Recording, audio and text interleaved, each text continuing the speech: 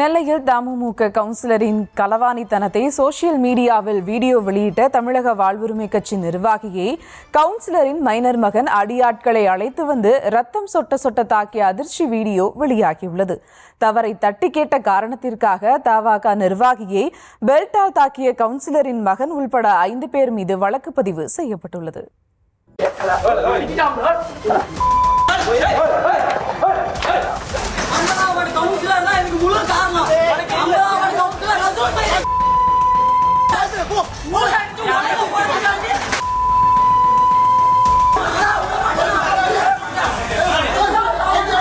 பையனை கூட்டு வந்து அடிச்சு இந்த மாதிரி ரத்தக்கரை ஆகி சட்டெல்லாம் இது மாதிரி.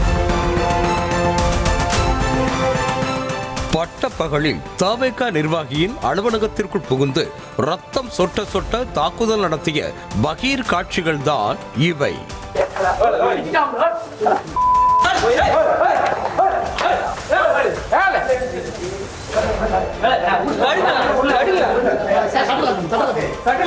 நெல்லை 50வது வார்டு கவுன்சிலராக தமிழ்நாடு முஸ்லிம் முன்னேற்ற கழகத்தைச் சேர்ந்த ரசூல் மைதீன் என்பவர் இருந்து வருகிறார். பகுமானத்திற்கு கவுன்சிலர் பதவியை கையில் வைத்திருந்தாலும் வார்டுக்கு எதுவுமே செய்வதில்லை என அடிக்கடி புகார் எழுந்து வந்திருக்கிறது. குறிப்பிட்ட வார்டில் சாக்கடை கால்வாய்களை சீரமைப்பது கிடையாது, சாலைகளை முறையாக அமைப்பது கிடையாது என மக்கள் அடிக்கடி புகார் கூறி வர, அதே பகுதியைச் சேர்ந்த தமிழக வாழ்வுரிமை கட்சி நிர்வாகியான முகமது யாசர் என்பவர் சோசியல் மீடியாவில் வீடியோவாக போட்டு கேள்வி எழுப்பி வந்ததாக கூறப்படுகிறது.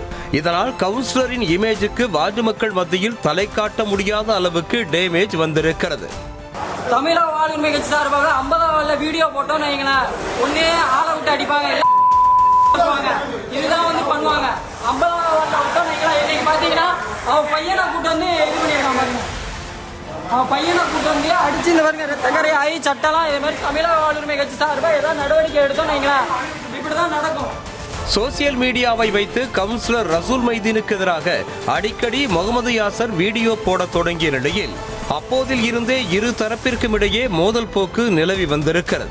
ஏற்கனவே இரு தரப்பிற்கும் அடிதடி கைகலப்பு அரங்கேறிய நிலையில் காவல் நிலையத்தில் பஞ்சாயத்தும் நடந்திருக்கிறது.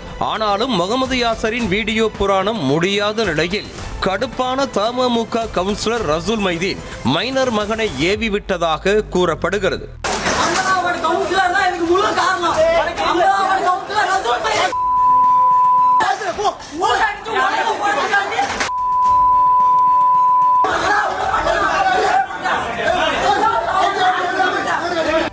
நான்கைந்து அடியாட்களோடு ரசூல் மைதீனின் மைனர் மகனும் மேலப்பாளையம் பகுதியில் உள்ள தமிழக வாழ்வுரிமை கட்சி நிர்வாகி முகமது யாசரின் அலுவலகத்திற்கு வந்ததாக கூறப்படுகிறது. வந்த வேகத்தில் கையில் கிடந்த காப்பை வைத்து தலையிலேயே ஓங்கி அடிக்க தலையில் இருந்து ரத்தம் சொட்ட சொட்ட வழிந்து ஓடியது. பின்னர் பெல்ட்டை வைத்து கவுன்சிலரின் மகன் தரப்பு தவேக நிர்வாகியை கண்டபடி தாக்கியது.